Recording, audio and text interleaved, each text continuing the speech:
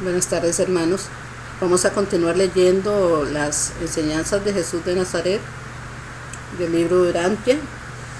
Vamos por la época de la donación de Miguel, que es relatada por un mediano secundario que en otro tiempo estuvo asignado al apóstol Andrés y actúa bajo la supervisión de una comisión de 12 miembros de la Fraternidad Unida de los Medianos de Urantia, y patrocinada conjuntamente por el director que preside nuestra orden y por el Melquisedec mencionado anteriormente. Este Melquisedec es el que estuvo en Abraham y estuvo en Jesús de Nazaret. Y él va a relatarnos más o menos como lo percibió el apóstol Andrés, la vida de nuestro hermano mayor, Jesús de Nazaret. Ahora que está el primer punto del capítulo, Occidente en el siglo I después de Cristo. Voy a leerle hasta todo el capítulo para ver si podemos narrar o si podemos correlacionar lo que aquí se expone. Dice así: Jesús no vino a este mundo en una era de decadencia espiritual en el momento de su nacimiento. Urantia estaba pasando por una renovación del pensamiento espiritual y de la vida religiosa como no se había conocido en toda su historia anterior desde Adán, ni se ha repetido en ninguna época posterior. Cuando Miguel se encarnó en Urantia, el mundo ofrecía las condiciones más favorables para la donación del Hijo Creador que hubieran existido nunca anteriormente o que se hayan dado después. En los siglos inmediatamente anteriores a esta época, la cultura y el idioma griego se habían extendido hacia Occidente y Oriente Próximo. Los judíos eran una raza levantina de naturaleza mitad occidental y mitad oriental. Contaban pues con las características ideales para utilizar ese marco cultural y lingüístico a fin de difundir eficazmente una nueva religión, tanto en el este como en el oeste. Estas circunstancias tan favorables lo eran aún más gracias al tolerante reinado político de los romanos en el mundo mediterráneo. Toda esta combinación de influencias mundiales se encuentra bien ilustrada en las actividades de Pablo, que era un hebreo entre los hebreos por su cultura religiosa. Predicó el evangelio de un Mesías judío en lengua griega, mientras que él mismo era ciudadano romano. En Occidente no se había visto nada comparable a la civilización de los tiempos de Jesús, ni antes ni después de aquella época. La civilización europea fue unificada y coordinada bajo una triple influencia extraordinaria. Primero, el sistema político y social romano. 2, el idioma y la cultura de Grecia, y hasta cierto punto su filosofía. Y 3, la influencia en rápida expansión de las enseñanzas religiosas y morales de los judíos. Cuando Jesús nació, todo el mundo mediterráneo era un imperio unificado. Por primera vez en la historia del mundo había buenas carreteras entre los principales centros habitados. Los mares estaban limpios de piratas, y una gran era de comercio y de viajes se abría rápidamente. Europa no volvió a disfrutar de un periodo así de comercio y de viaje hasta el siglo XIX después de Cristo. A pesar de la paz interior y de la prosperidad superficial del mundo greco-romano, la mayoría de los habitantes del imperio languidecía en la miseria y pobreza. La clase alta, poco numerosa, era rica, pero la mayoría de la humanidad pertenecía a una clase baja miserable y empobrecida. En aquellos tiempos no había una clase media feliz y próspera. Esta clase acababa de hacer su aparición en la sociedad romana. Las primeras luchas entre los estados romanos y Parto en expansión habían finalizado en lo que entonces era un reciente pasado, dejando a Siria en manos de los romanos. En la época de Jesús, Siria y Palestina disfrutaban de un periodo de prosperidad, de paz relativa y de extensas relaciones comerciales con los países del este y el oeste. Hasta ahí está lo que expone este mediano secundario. Entonces, como siempre, hermanos, quiero compartirles mi punto de vista personal para que esto nos fortalezca a todos los hermanos urantianos que estamos comprometidos en la causa del reino de los cielos de nuestro Padre Creador Cristo Miguel, Jesús de Nazaret a la vez, Padre y hermano a la vez. Dice que Jesús no vino a este mundo en una era de decadencia espiritual. Cuando nuestro Padre Creador se encarnó en Urantia, no había una decadencia espiritual. Aquí nos dicen, prácticamente nos están diciendo que la decadencia espiritual no existe, porque sabemos que en ese tiempo, en ese entonces, ya la rebelión de Lucifer se había expandido en Urantia, pero la rebelión es un aspecto totalmente aparte de lo que es la espiritualidad. Entonces no hay decadencia espiritual cuando Cristo Miguel, el nacimiento mortal de Jesús de Nazaret, se dona en la carne. Dice que más bien Urantia pasaba por una renovación de pensamiento espiritual y de vida religiosa, como no se había conocido en toda su historia anterior desde Adán, ni se ha repetido en ninguna época posterior. Posterior a la época de la donación de Miguel, no se ha repetido este extraordinario suceso que en ese entonces acaeció para bienestar de todos los hijos de Dios Padre, hijos nacidos por la fe. Después dice que cuando Miguel se encarna en Urantia, el mundo ofrecía las condiciones más favorables para la donación del Hijo Creador, porque dice que en los siglos inmediatamente anteriores a esta época, la cultura y el idioma griegos se habían extendido hacia Occidente y Oriente Próximo. En este punto quiero enfocarme en el sentido de que cuando nos dicen Occidente y Oriente Próximo,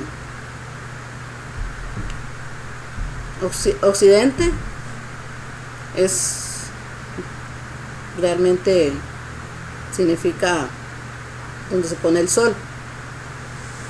También significan los países que están en el lado occidental, digamos Europa, los europeos. Y Oriente Próximo, los países de Asia Menor sobre todo, pero también Oriente Próximo significa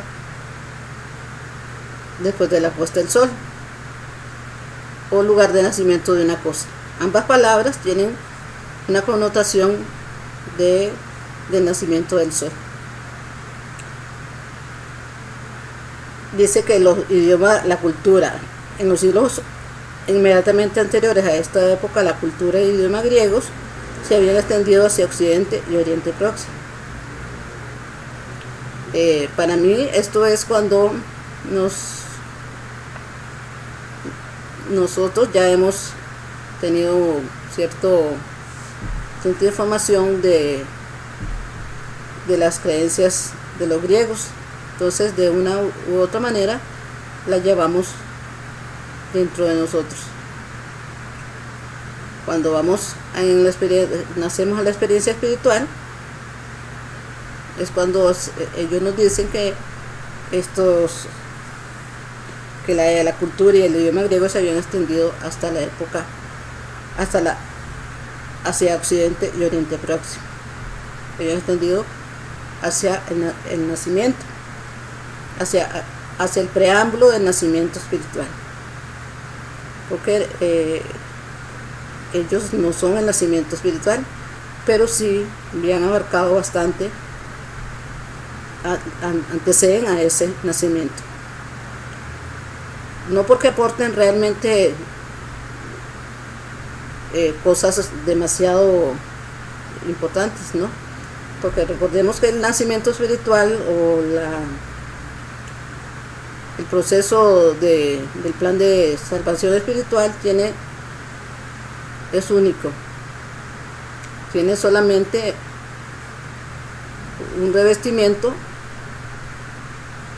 exclusivo y soberano de las deidades eternas, del Padre, del Hijo y del Espíritu. Pero sí sé estos conocimientos que tenemos hasta la actualidad sobre la cultura y historia griega llegaron a cerca de, es el preámbulo, están antes del nacimiento espiritual, hasta ahí llegaron. En la mayoría de los hombres todo eso ya lo conocemos. Dice que los judíos eran una raza levantina de naturaleza mitad occidental y mitad oriental. Los judíos eran una raza levantina. El levante igualmente significa el lugar por donde sale el sol. Ese es levante. El judío es una raza levantina. Es una raza que tiende a ver el nacimiento del sol, tiende a enfocarse en los aspectos espirituales, tiende a seguir las enseñanzas morales y religiosas. Y por eso es que dicen que tiene mitad oriental y mitad occidental. Ambas mitades, digámoslo así, están llenas de propósitos de nacimiento espiritual. Dice que contaban pues con las características ideales para utilizar ese marco cultural y lingüístico a fin de difundir eficazmente una nueva religión. Cuando nosotros tenemos condiciones mentales que se encuentran afines al nacimiento espiritual, que se encuentran afines al occidente, al oriente, son un levante, son levantinas. Esas actitudes son levantinas, más que hablar de levante en sí, porque podemos ubicarlo geográficamente, que el levante está en cierto sector del planeta, pero levante significa el nacimiento, el lugar por donde se pone el sol. Y para los hijos espirituales del Padre, el lugar por donde se pone el sol es el lugar por donde nosotros nos enfocamos hacia el espíritu. No porque se cite el sol como tal, tenemos que entender que es porque el sol cósmico tenga alguna misión dentro del plan de nacimiento espiritual. Comparativamente es una analogía. El levante por donde sale el sol está en los hombres todos los días. Todos los días tenemos un levante, tenemos un occidente y un oriente próximo cuando el sol está en el ocaso. Recordemos que la revelación está dada bajo términos de significados verbales, y estos términos verbales tenemos que buscarlos y tratar de compaginarlos con lo que aquí se nos está diciendo. Dice que estas circunstancias tan favorables lo eran aún más gracias al tolerante reinado político de los romanos en el mundo mediterráneo. ¿Qué podemos decir? Históricamente sabemos que el Imperio Romano se desarrolló bajo sus propias expectativas. Ellos nunca en el aspecto espiritual tuvieron un plan establecido. Eran politeístas, tenían una gama de creencias, y por decirlo de alguna manera, no era importante para ellos ese ámbito. Lo importante era el esplendor, la gloria de un imperio. Estas actitudes que el hombre mundano tiene de primera mano, porque como mortales vamos siempre a tender a creer que el desarrollo del hombre consiste solamente en posiciones políticas y económicas, y por eso que se dice que el Imperio Romano era un reinado tolerante. Realmente no le importaba que se hablase de judíos, de mesías, de nada de eso, porque ellos eran politeístas. Un politeísta acepta todo, por eso se dice politeísta, es una gama de deidades que ellos las aceptan y no tienen antagonismo con ellas, porque están hechas sobre el mismo reinado para de alguna manera poder establecerse y poder estar siempre bajo el mando y bajo el poder y tener siempre esa soberanía. Era más fácil decirles a todos que sí. Era un reinado tolerante. En el mundo mediterráneo, aquí nos hablan del mundo mediterráneo. La palabra mediterráneo significa aquello interior rodeado de tierra. También está el mar Mediterráneo, geográficamente, y está rodeado de tierra. Pero interiormente, dentro de las esferas mentales, se puede decir de que el mar Mediterráneo, la parte mediterránea del hombre, es su interioridad.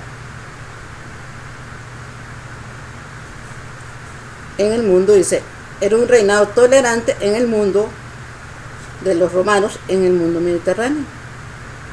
Entonces, hacia la parte interna no había problemas.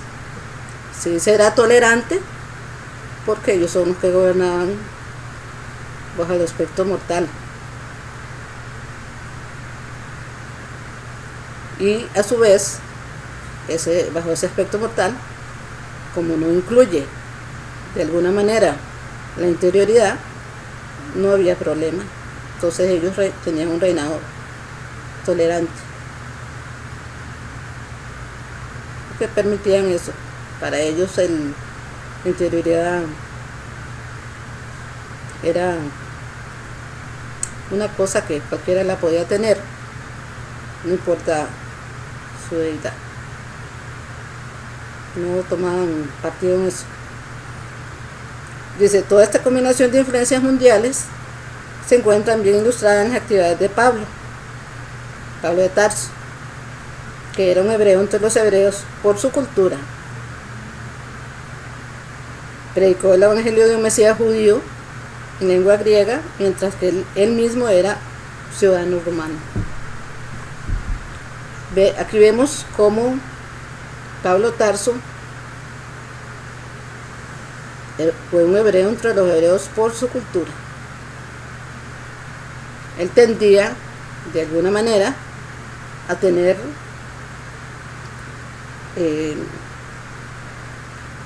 enseñanzas religiosas y morales, porque venía de la cultura hebrea. Los hebreos se caracterizaron por el desarrollo de la concepción hacia Dios o hacia la deidad de una forma moral, de una forma respetuosa. Por eso es que vemos que en los evangelios se hablan de tantos hombres que en la antigüedad eran temerosos de Dios porque para el pensar judío, el pensar hebreo, tenía que se enfocaba más hacia eso. Entonces realmente Pablo tenía esas tendencias de ser hebreo por su cultura, pero a la vez estaba dentro de sus esferas mentales esa inclinación hacia la parte religiosa y la parte moral, pero predicó el evangelio de un Mesías judío en griego. Aquí es donde vemos cómo Pablo, de una manera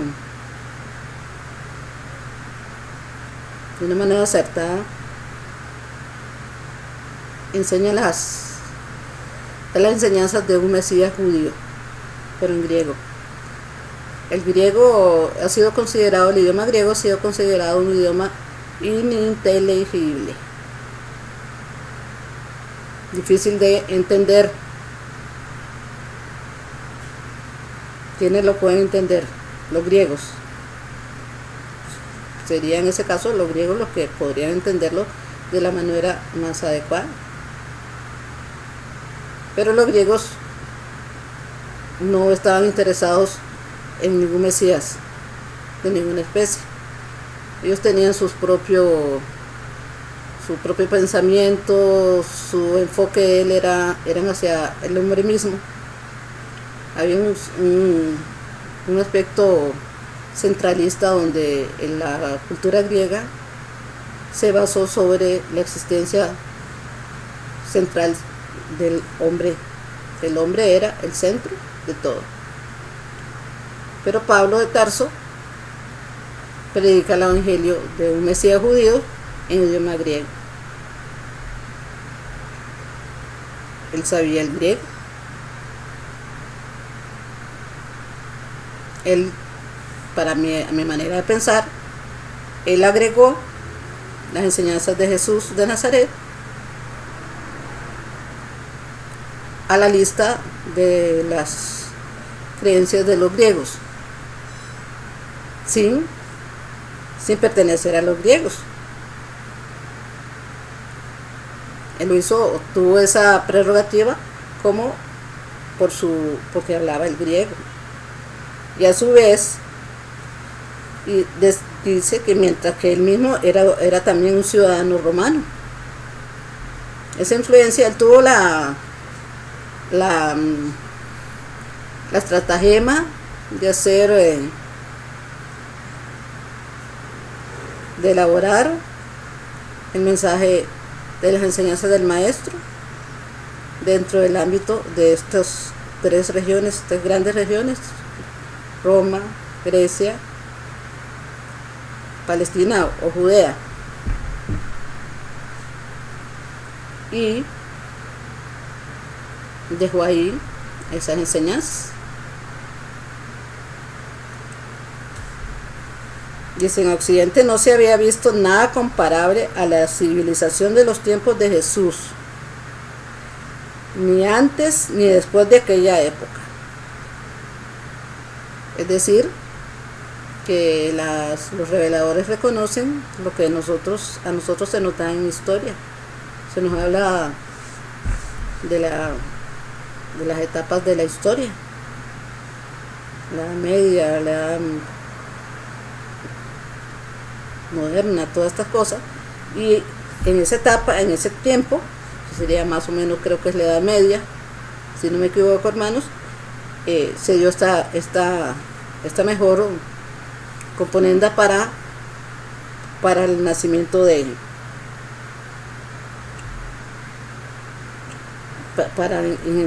el nacimiento de Jesús. Dice que no se ha visto nada comparable a la civilización de los tiempos de Jesús en Occidente. En Occidente no se ha visto nada comparable a la civilización de los tiempos de Jesús. En Occidente. En el intento de nacimiento espiritual, cuando está la puesta del sol. cuando estamos en ese sector. Y ese sector nos posibilita tocar los potenciales dados por las deidades eternas al hombre, dados para que sean utilizados. Y eso nunca se había visto, ni antes ni después de la época de Jesús.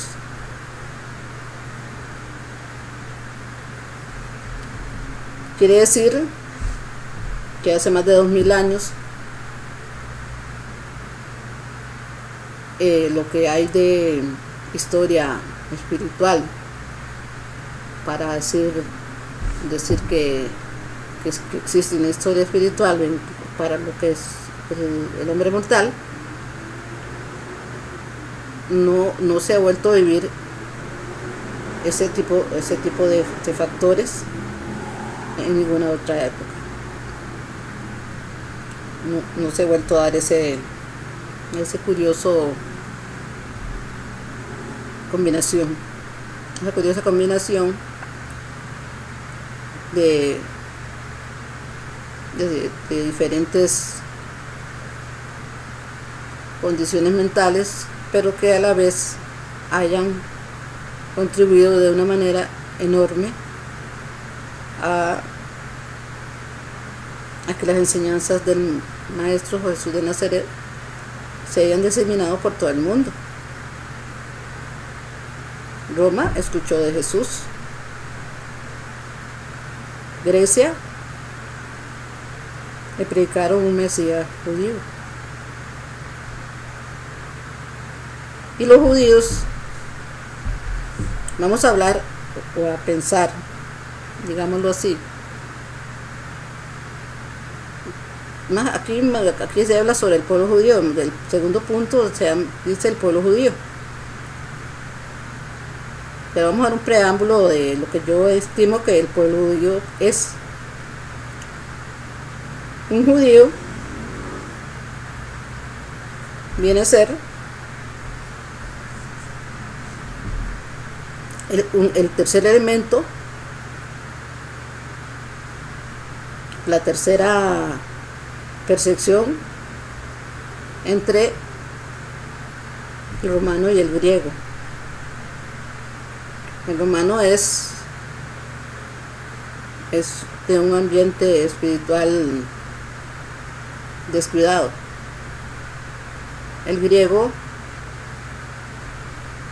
es asimismo tendiente a ser fantasioso, pero el judío está más centrado hacia lo que los potenciales espirituales estiman que el hombre esté atento para su desarrollo espiritual. Es decir, que judío es todo aquel que tenga esa tendencia de estar más inclinado a desarrollar una cultura o un desarrollo espiritual y moral. No así el que permite todo, el que hace todo, o no así el que cree en todo. Hay una diferencia muy grande. Pero el tercer componente judío es el más cercano a los potenciales espirituales.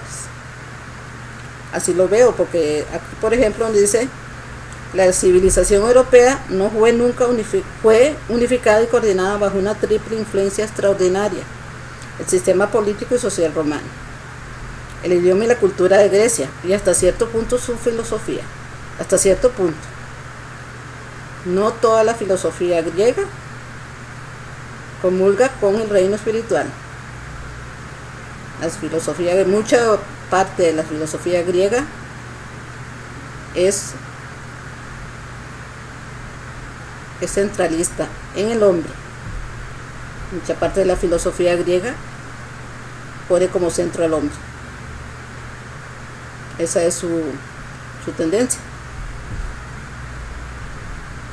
Y la influencia en rápida expansión de las enseñanzas religiosas y morales de los judíos. Entonces Europa fue unificada y coordinada. Europa es el occidente, y occidente es el nacimiento espiritual, o donde nace el sol también. La palabra Europa tiene muchos significados, pero uno de los significados que yo veo muy interesante es el que se dice que Europa significa el ocaso del sol. Entonces me parece que bajo aspectos verbales nos dicen que la civilización europea, o la puesta del sol, el ocaso del sol, cuando ya muere, fue unificada y coordinada bajo una tipo de influencia extraordinaria. Es decir, él se rescata bajo esas tres influencias: sistema político, social y romano, el idioma y la cultura griega, y ciertas partes de la filosofía, de su filosofía, y la influencia en rápida expansión de las enseñanzas religiosas y morales de los judíos. Porque si lo vemos geográficamente, en Europa están diseminados estas inclinaciones en unas partes, dependiendo de los países en que se hayan entronizado, en unas partes más que en otras, pero en sí están las tres. También nos dice que cuando Jesús nació, todo el mundo mediterráneo era un imperio unificado, todo el mundo mediterráneo. Entonces el Mediterráneo, el mundo interior, rodeado de tierra, o si queremos verlo geográficamente, el Mediterráneo, rodeado de tierra también. Por primera vez en la historia del mundo había buenas carreteras entre los principales centros habitados. Vean lo que nos dice. Por primera vez en la historia del mundo había buenas carreteras entre los principales centros habitados. ¿De cuál mundo?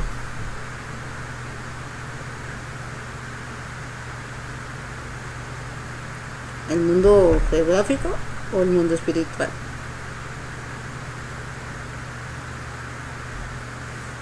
El mundo geográfico ha tenido carreteras de siempre prácticamente, y actualmente hay supercarreteras.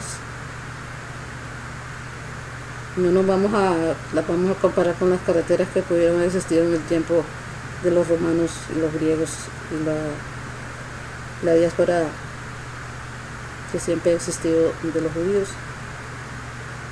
Pero dice, por primera vez en la historia del mundo había buenas carreteras entre los principales centros habitados.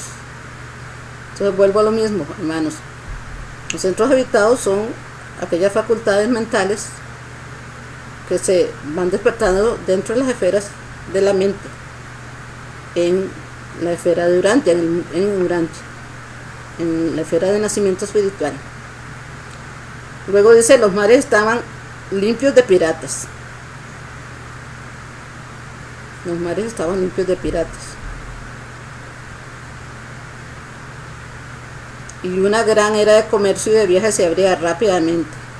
Europa no volvió a disfrutar de un periodo así de comercio y de viaje hasta el siglo XIX después de Cristo.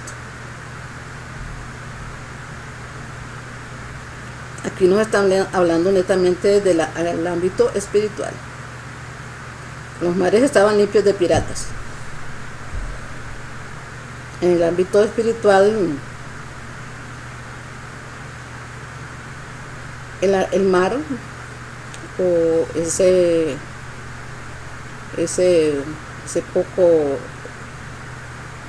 esa forma aislada del agua, la sustancia,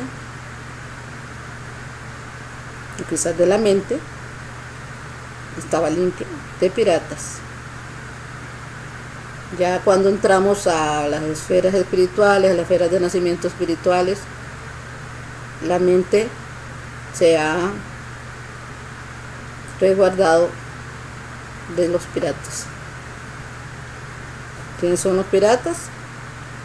Los ladrones, los que esperan una barca para atacarla y robar lo que ahí hay. Esos son los piratas. Entonces es en las esferas espirituales donde los mares estaban limpios de piratas, y una gran era de comercio y de viajes se abría rápidamente. La era de comercio y de viajes para mí es las etapas de intercambio que tenemos nosotros cuando empezamos a entender muchas de las cosas que en el pasado no las entendíamos. Intercambiamos, quitamos el padre ajustador es el que nos patrocina en esto, nos vende, digamos, es comercio, y hay un intercambio, nos hace un ajuste para que tengamos otra manera de pensar. Entonces es un periodo así de comercio y de viaje hasta el siglo XIX después de Cristo. ¿Por qué habla del siglo XIX? Hasta el siglo XIX, quiere decir que desde ese entonces ya nunca más hubo nada geográficamente. Pero no lo están diciendo en el aspecto geográfico, sino en el aspecto del ámbito mental y espiritual. También nos dice, a pesar de la paz interior y de la prosperidad superficial del mundo greco-romano, la mayoría de los habitantes del imperio languidecían en la miseria y la pobreza. La clase alta, poco numerosa, era rica, pero la mayoría de la humanidad pertenecía a una clase baja, miserable y empobrecida. En aquellos tiempos no había una clase media feliz y próspera. Esta clase acababa de hacer su aparición en la sociedad romana. ¿Cuál es esta clase?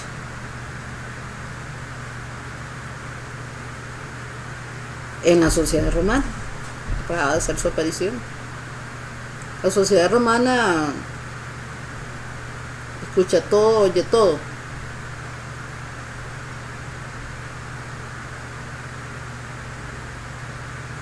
Hay una clase alta, rica, y una clase baja, muy pobre. La clase alta rica es una realidad geográfica en ese tiempo, y la clase baja pobre, otra. Ahí están hablando de los aspectos geográficos históricos. Y una clase media feliz y próspera acaba de hacer su aparición en la sociedad romana, cual ya aquí nos introducen al ámbito espiritual.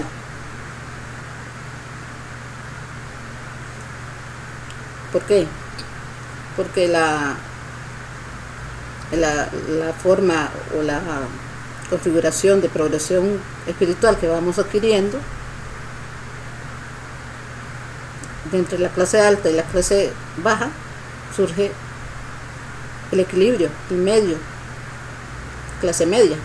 Ellos hablan de clase media, una clase que está en el centro de la alta y de la clase baja, pero es una clase de intención espiritual dentro de las esferas de la mente, una que es ser feliz y próspero a nivel de la mente, a nivel de la esfera mental.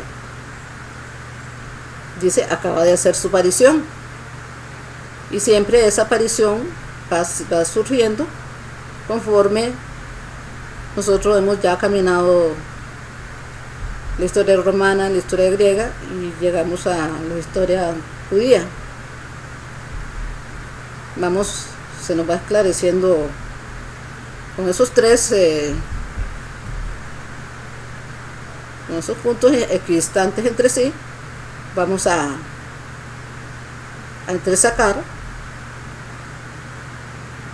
la decisión equilibrada, la decisión más orientada hacia el ámbito espiritual. Dice: la primera lucha entre los estados romano y parto en expansión habían finalizado lo que entonces era un reciente pasado. Eso es geográficamente o históricamente, dejando a Siria en manos de los romanos. En la época de Jesús, Siria y Palestina disfrutaban de un periodo de prosperidad, de paz relativa y de extensas relaciones comerciales con los países del este y el oeste.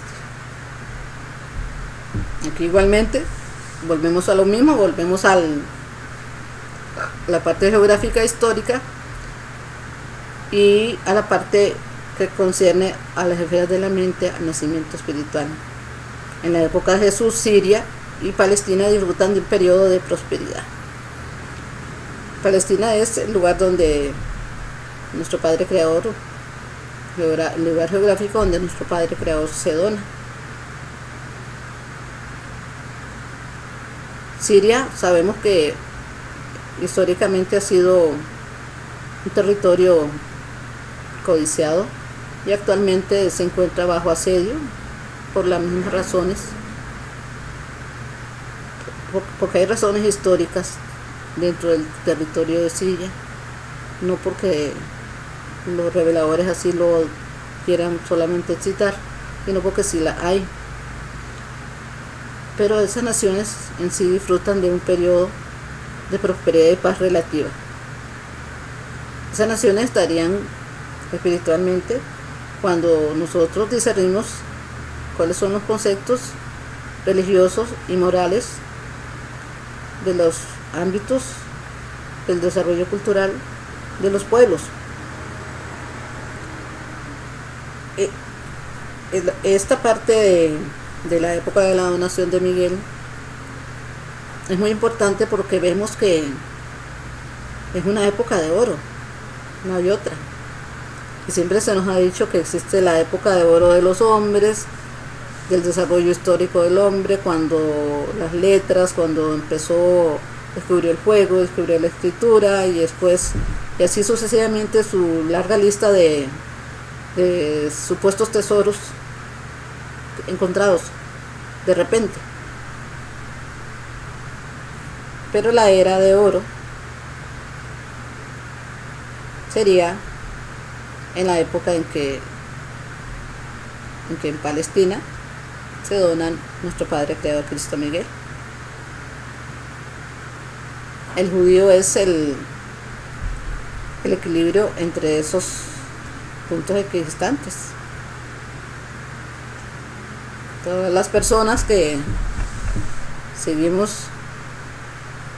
iniciamos el camino espiritual y de alguna manera entramos a los diferentes conocimientos ya existentes, empezamos por la historia de los pueblos, el pueblo romano, el pueblo griego y el pueblo judío. Recordemos, hermanos, nuestro Padre Creador, Cristo Miguel de Nevadón, se dona a todos los hombres. Tenía que nacer en un pueblo, y ese pueblo él lo escogió de una manera sabia. Y esto tiene su peso, porque vamos a ir desarrollando este tema de lo que significa el pueblo judío en lo que el libro Urantia nos informa, para que nosotros vayamos entendiendo en sí cómo Cristo Miguel nace entre los judíos, nace entre un asidero que se comportaba más a la altura del espíritu, Ellos vienen de la deidad, de una deidad tribal como puede ser Yahvé, que muchos quizás en un pasado o de una manera a veces muy ligera hemos creído de que Yahvé es, o como se dice aquí en las cuestiones de la vida de los hombres, que Yahvé es un demonio, que fue un dios sanguinario, un dios que pretendía tales y tales cosas. Pero eso realmente es lo que la primera percepción que empieza a ver en el hombre de lo que es un dios. Los otros puntos, como el romano y el griego, no son percepciones, son medios para un fin. El imperio romano se desarrolla como se desarrollan todos los imperios, tras de intereses, tras de egoísmos. El pueblo griego igualmente se desarrolla bajo una estela de deidades, como hay estela de pensamientos y de soñaciones mentales en el hombre. Pero no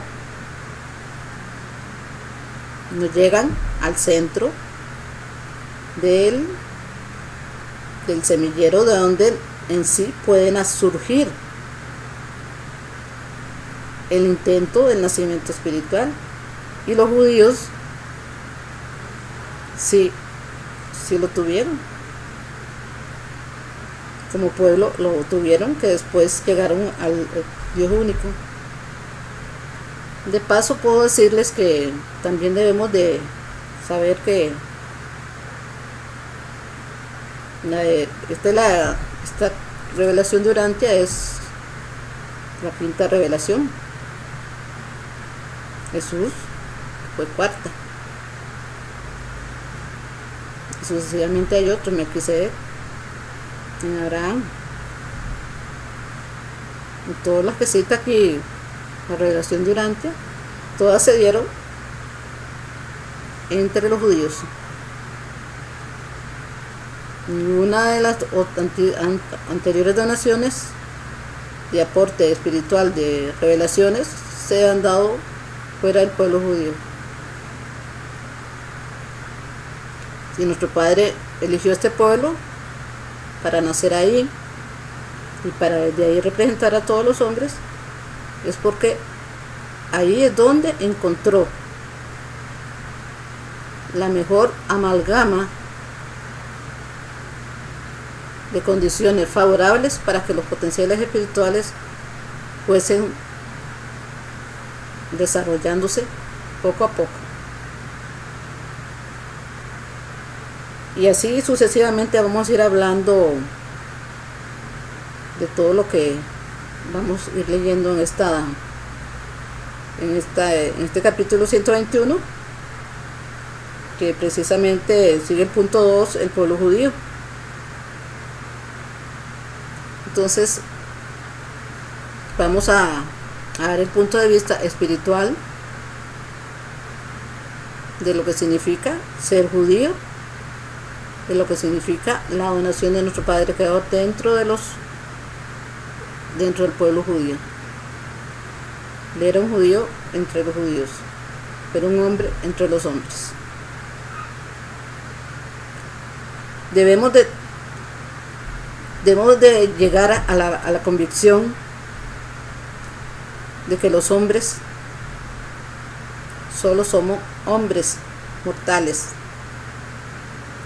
de que los países en los que hemos nacido geográficamente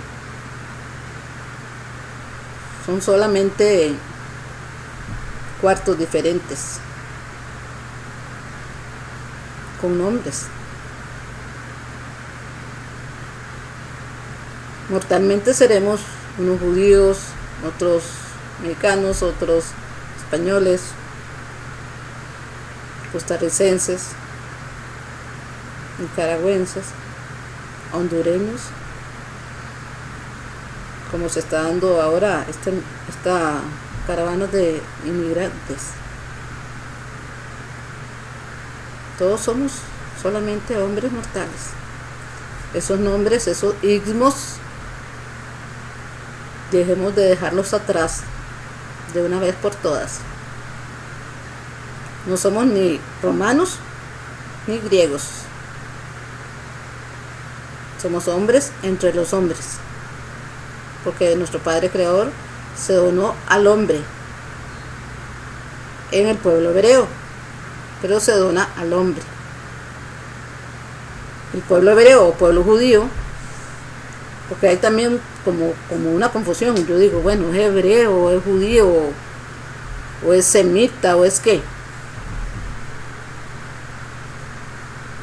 Se ha querido de alguna manera, dentro del ámbito histórico, deshacer de la donación de nuestro Padre Creador. No quiere decir que era judío, no quiere decir que era hebreo. Muchos prefieren decir que era palestino. Y lo enmarcan históricamente a la historia del pueblo palestino. Hay una combinación de lo que se percibe como historia de cada grupo de pueblos, de puntos geográficos, y lo que realmente existe en el ámbito espiritual. El ámbito espiritual habla al hombre siempre a través de los símbolos verbales. Nosotros como mortales solo nos pueden decir cosas que podamos entender, pero si tenemos una perspicacia espiritual bien desarrollada a través de la progresión espiritual, podemos discernir que nos dicen una cuestión, una cosa, pero realmente significa otra. Así realmente nuestro Padre Creador Cristo Miguel fue en Jesús. Jesús dijo muchas cosas que en apariencia era a lo que se estaba viendo. Por eso dijo, quien tenga ojos que vea, el que tenga oídos que oiga. Y de esta manera es que los hombres debemos de, a través de la progresión espiritual, discernir, desechar, ajustar. Tenemos todos los ingredientes dentro de las esferas de la mente que nos pueden ayudar a salir de lo que significa todo lo que oímos. Si hablamos de Roma, no tenemos que meternos a vivir en el Imperio Romano como que si fuésemos hijos de Calígula, ni vamos a hablar de los griegos y ensalzarlos de una manera para decir que somos como los discípulos de Homero o los discípulos de Platón. No. Tenemos que ver más abajo. Esa manera de nosotros involucrarnos en la parte histórica y geográfica del hombre es una parte netamente mortal, limitante. Ya los romanos actualmente no están como tal civilización, ni los griegos, porque históricamente estamos viendo cómo Grecia está echada al olvido. La están dejando que se muera de hambre. Y el Imperio Romano se cae siempre. Se cayó desde hace mucho tiempo. A mí, como gracias a Dios Padre que me ha dado esta enseñanza, y a los hermanos espirituales abonales, de siempre sacar analogías, y a través de las analogías que nuestro Padre Cristo Miguel en Jesús de Nazaret nos enseñó, eso lo tengo muy claro. Por ejemplo, yo veo el Coliseo Romano, ahí está, como partido, como con un pedazo menos. No está completo, pienso yo. Ese era un círculo incompleto. Y ahí está, recordando el pasado, recordando un pasado supuestamente glorioso. En el aspecto mortal, seguramente que sí. Y lo mismo en Grecia. Ahí vemos las ruinas griegas, siempre son ruinas y nada más. Pero del judaísmo, de los judíos, de los hebreos judíos, no el judaísmo como religión, sino el judío, vemos el conflicto siempre. ¿Qué es lo que hay en Israel actual? Antigua Judea, antigua Palestina. El rito del judaísmo como religión institucionalizada. Un muro como el que quizás quieren poner en México, el muro de los lamentos, dándose ahí con vasos en la cabeza, algo sin ninguna ciencia, pero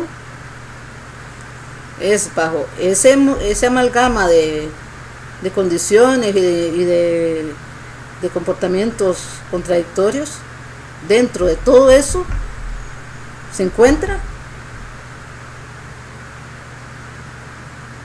el pueblo que Jesús, Cristo Miguel, Jesús vivieron. Y no es que nos digan de que debemos de idolatrarlos, de idolatrar a Israel o a Judea o a Palestina, ¿no? Cuando veamos el punto 2, voy a decir ciertas cosas, ciertas convicciones a las que he llegado, y las voy a decir de una manera, como siempre se lo he dicho, de manera natural. No lo he oído en ninguna parte, simplemente lo pienso a través de mis esferas mentales. Pero si nuestro Padre Creador, Cristo Miguel, se unió entre los judíos, es porque el pueblo judío o ese aspecto al que llegamos en la progresión espiritual, a esa fase bajo la cual el mismo Padre Creador tuvo su discernimiento, vamos a entender realmente lo que significa ser un judío, sin tener que maltratarlos de alguna manera por el judaísmo histórico y por sus desafortunadas vivencias a los que se han sometido, los que han sido sometidos y a los que ellos mismos también someten. Pero lo vamos a ir desarrollando poco a poco, hermanos. Yo nuevamente les agradezco su atención y espero que estos videos sean importantes en el sentido de que por lo menos estamos dando un punto de vista natural. Igualmente ustedes también, es importante lo que a través de otros grupos han hablado. Y como siempre me despido de ustedes, hermanos, dándole muchas gracias y bendiciones.